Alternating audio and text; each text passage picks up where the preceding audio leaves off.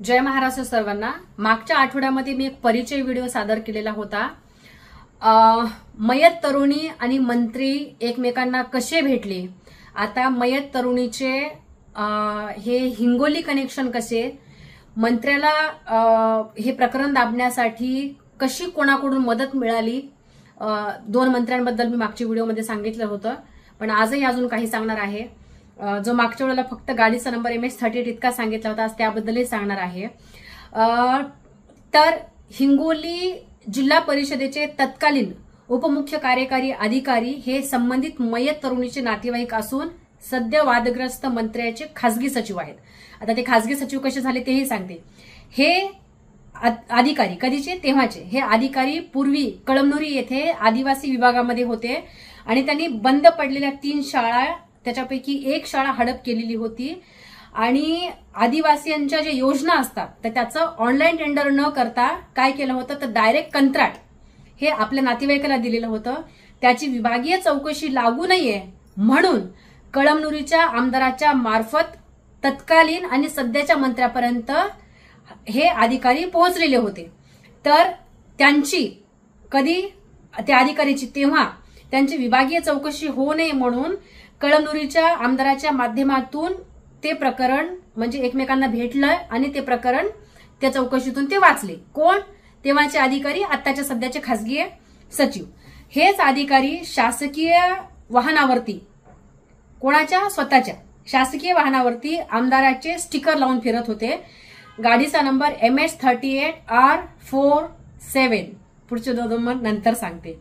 तर मयत तरुणीचे प्रकरण दाबण्यासाठी हिंगोलीवरून परळीपर्यंत आले, त्याच गाडीने रसद पोहोचवली हे प्रकरण दाबण्यासाठी आणि अशा पद्धतीनं मयत तरुणीच्या नातेवाईकांनी त्या मंत्र्याला मदत केली। म्हणजे अधिकाऱ्याला मदत मंत्र्यांनी केली होती आणि मग अधिकाऱ्यांनी आता मंत्र्याला मदत केली, अशी दोघांची देवाणघेवाण झाली। मग या देवाणघेवाणमध्ये प्रकरण दाबल्या गेलं। फक्त हेच नव्हते तर जसं मी मागच्या व्हिडिओमध्ये सांगितलं होतं की 2 मंत्री याच्यामध्ये सामील होते हे प्रकरण दाबण्यासाठी। तर ते 2 मंत्री, हे अधिकारी, कळमनुरीचे आमदार असे मिळून जे काही हे प्रकरण दाबलं आणि तर त्याच्यामधून जी काही त्यांना क्लिअरन्स मिळाला म्हणा किंवा मिळवून घेतला म्हणा, तर त्याचं एक बक्षीस म्हणून त्या अधिकाऱ्याला बक्षीस म्हणून, हो मी पुन्हा उल्लेख करते, बक्षीस म्हणून स्वतःचं खासगी सचिव केलं। आणि जी मी गाडीतून सांगितलं की रसद पोहोचवलेली होती ते फक्त प्रकरण दाबण्यापुरतच त्या गाडीचा वापर झालेला नव्हता, तर अनेक वेळेला पैशाचे व्यवहार करण्यासाठी किंवा कुठल्याही रसद कुठे पोहोचवण्यासाठी अनेकदा त्या गाडीचा वापर होतो। हे मी पुराव्यानिशी बोलत आहे आपल्याकडे। आणि जी मयत तरुणी ज्या मंत्र्याला भेटली होती भाऊ म्हणून, कधी जे मी मागच्या आठवड्याच्या व्हिडिओमध्ये सांगितलं होतं, तर मंत्र्याला भाऊ म्हणून भेटली, हा नातेवाईक भाऊ।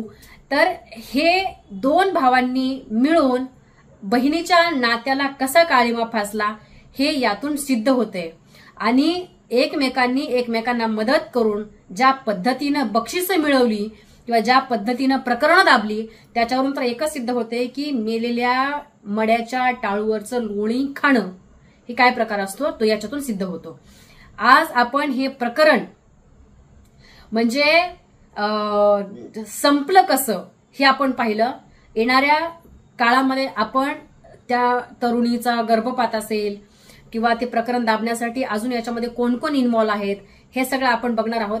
आज लाडकी बहीण लाडकी बहीण लाडकी बहीण सगळ्या महाराष्ट्रभर चर्चा होते आहे, परंतु 2 भावांनी मिळून आपल्या बहिणीचा कसा मेल्याच्या नंतरही वापर करून घेतला ते आपण या माध्यमातून आपण पाहिलेलं आहे आणि अजूनही पुढे पाहणार आहोत। तुम्ही सगळे आश्चर्यचकित व्हाल की इथपर्यंत हे सगळं प्रकरण आहे म्हणून।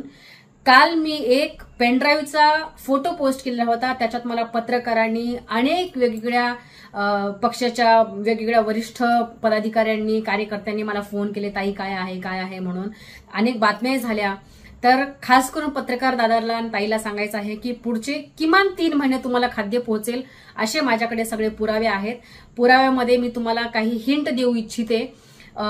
खरं तर मी स्वतःच्या जीवावरती उदार होऊन, स्वतःच्या अंगावरती, स्वतःच्या जीवाची पर्वा न करता स्वखर्चातून ते सगळे पुरावे जमा केलेले आहेत. व्हिडिओसह एक लोकप्रतिनिधी खासदार आपला असलेला मुलगा कसा ड्रग घेतो आणि महिलांना कशा अश्लील पद्धतीनं मॉलेस्ट करतो. त्याच्यानंतर एक मंत्री 12वी नापास असलेल्या मुलीला MBBS कसं करतात, त्या MBBS मुलीचे 12वी नापास MBBS मुलीचे आणि मंत्र्याचे कसे काय संबंध आहेत, या प्रकरणामध्ये ही तरुणी संबंधित लोकांपर्यंत पोहोचू नये किंवा ह्या प्रकरणाबद्दल बोलू नये म्हणून तिला कुठले कुठले आमिष दिलेले होते, हे सगळे प्रकरण मी आपल्या सगळ्यांच्या समोर आणणार आहे. तुर्तास इतकंच. जय महाराष्ट्र.